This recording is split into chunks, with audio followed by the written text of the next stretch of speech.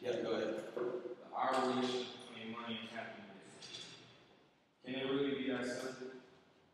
Is there a relationship between money and happiness? I understand that not having money to cover basic needs cause stress, real stress, but not. But we know people who make more than we do and are still not happy with their income level. Okay, so when you talk about covering basic needs, that's things like food, clothing, shelter, transportation, it's the basic things that you need to survive. And he's saying that if we don't have enough money to cover those things, that can cause stress on people, and this stress can really hurt a person's chances of being truly happy. But then he points out that we know that people who are much more wealthy than we are, they're not necessarily happy than we are. Pat, can you please read next? If you believe that happiness can be reduced to a functional equation up to $75,000, then how do you explain all those stories about people around the world with very little money and a little lot of happiness? Okay. Does anybody understand what they mean by happiness can be reduced to a functional equation up to $75,000? They want to take a guess on what that means?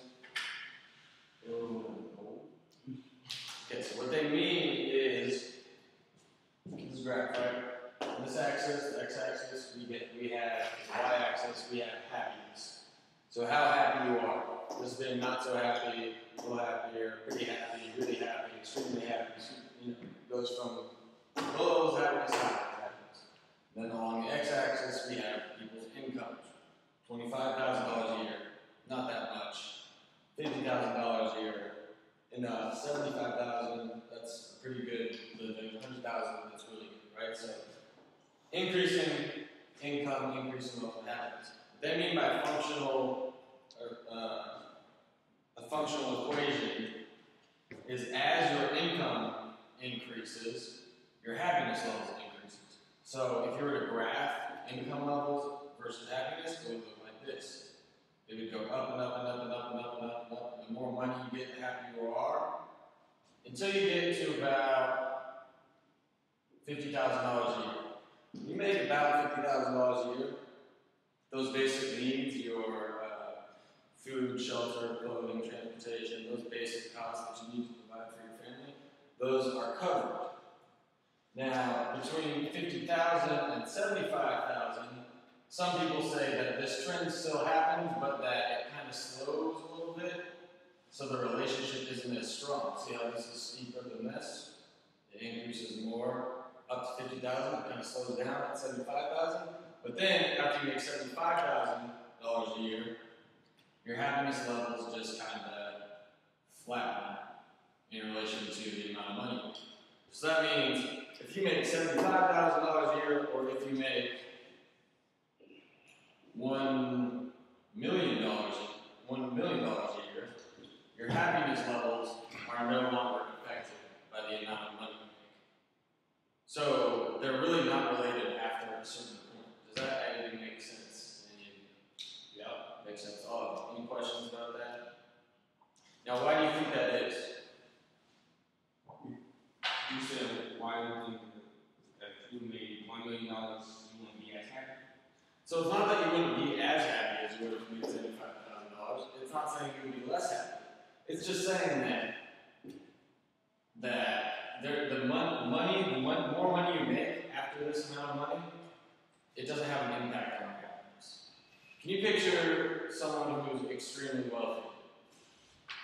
An example that someone gave in the first period is Donald Trump. You guys know who Donald Trump is? Does he seem like an extremely happy dude? Not really, does he? I mean, he is filthy, filthy rich. He's worth millions and millions and millions and millions of dollars. He can buy anything he wants. But is he happy about that? Not really. How does he treat people?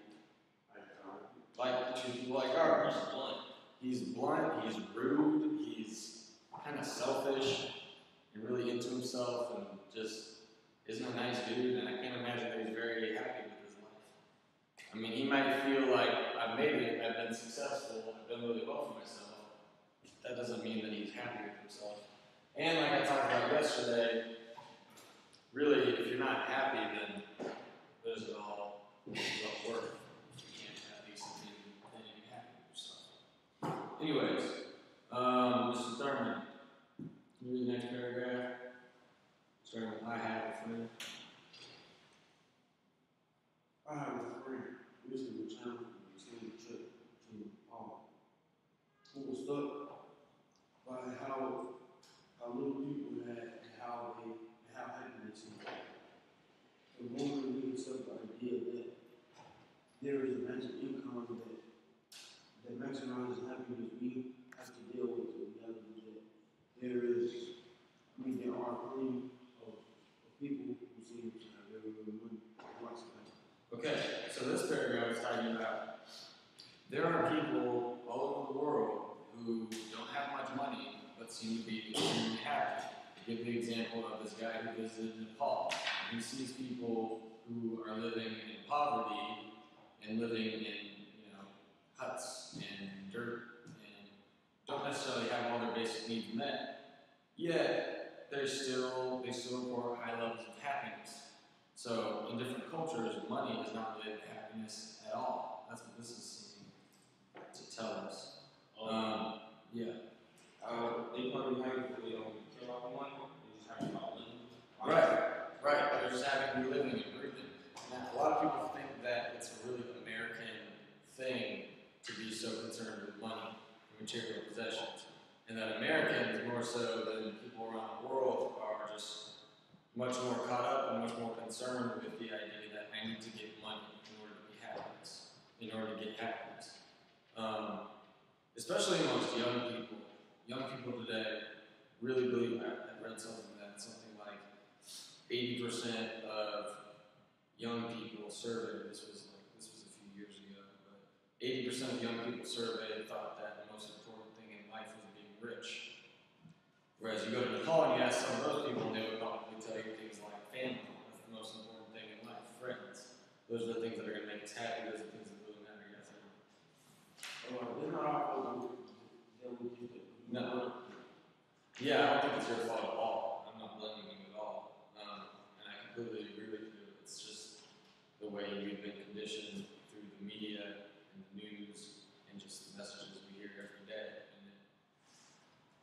And pop culture places value on people who have money.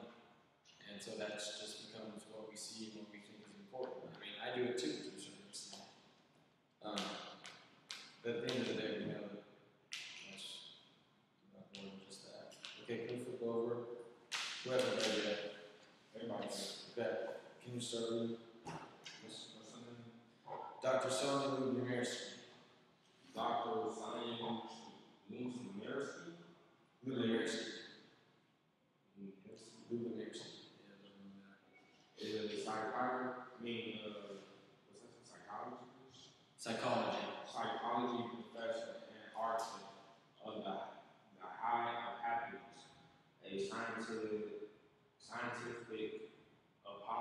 approach to getting the life you want.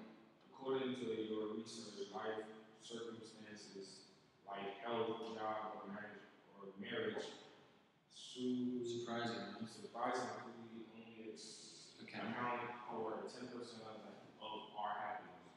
Even special events like a new house, a promotion at a job, at work, or winning the lottery, nice as they are, don't have that much impact on long-term happiness because we got used to the average art of another 50% of our tendency to be happy is genetically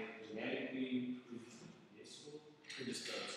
Yeah, okay, so I'm going to break this down. This can be a little bit of a confusing concept. So, this is a professor, a psychology professor, who studies happiness, human happiness. And what her research has told her is that our happiness is made up of these three components. 50% of our happiness is genetically predetermined. It's in our genes. We get it from our parents and our ancestors. It's kind of like the way you look, how tall you are, how short you are, how fast you are, color of your skin, color of your eyes. Those things are all genetically predetermined. You get them through genetics. She's saying that happiness, our tendency to be either happy, upbeat people, or kind of the opposite, half of that is due to genetics. Yeah. So genes is a short word for genetic? Yes, genes is short. Then the other point she says is that only 10% of our life circumstances, so how well you do in school, if you get promotion at work, if you win the lottery, if you get a brand new car, if you get a new girlfriend, those life circumstances only account for 10% of our happiness. And the main point she says is, these things are nice, good things can happen to us and they're nice, but they don't have an impact on long-term happiness because we get used to them so quickly. I think I talked yesterday about you buy a new car. Like, let's say your happiness is right here, you make a new purchase, you buy a new car or a video game or something, you get really happy, and then it lasts for a short period of time, and then you quickly return to that level you were at before. Just because material possessions, life circumstances, we quickly go back to our baseline level, our genetically predetermined level. But that those two things taken together only add up to 60%. So there's another 40% that we haven't talked about yet. Does anybody have any idea what that might be?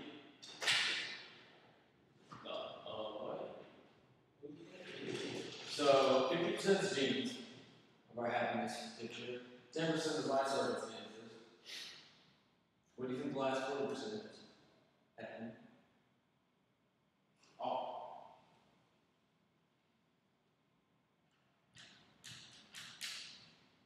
Okay. Like, you being happy on your own? Right. It's under your control. It's in your hands. There are things that we can do to make yourself a happier person. I talked yesterday about how people who are happier do better in school. They do better in their jobs. They have more friends. They're just people who are happier are just more successful in almost everything that they do. There are certain habits that you can develop to become a happier person. And we're going to talk more about those throughout the week, not spending so much time on it right now. Pat, can you please read the last paragraph? Of course, happiness is not a final destination. But once you arrive, you have to maintain happiness is an ongoing process. Maintaining good health is an ongoing process. For health, the process involves